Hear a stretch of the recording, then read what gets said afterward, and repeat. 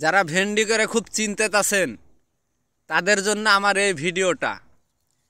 যারা 15 দিনের আইঘর ভেন্ডি করেছেন তারা হয়তো চিন্তা করছেন যে আমি আগে মাল নিব, অসম্ভব। আর যারা 15 দিন পরে করেছেন তারা মনে করছেন আমরা মাল পাবো না।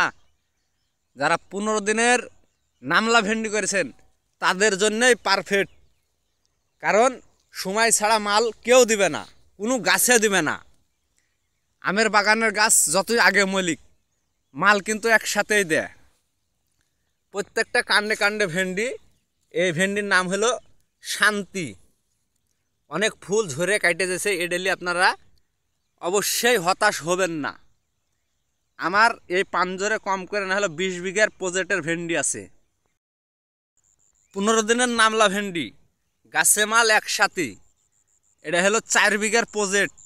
আমার আমি যে জায়গার উপর আছি এখানে নিম্ন 20 বিঘা ভেন্ডি আছে, কারো ভেন্ডি কমা না। এই ভেন্ডিটা হলো সুমি, আর এপারেরটা হলো শান্তি।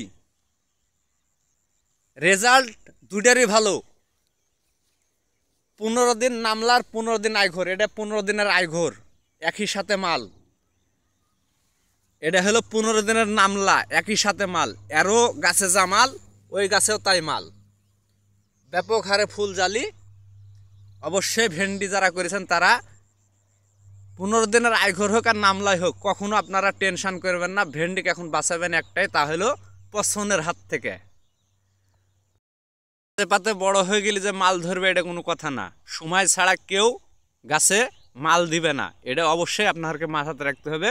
আর যত পারবেন কীটনাশক কম ব্যবহার করবেন।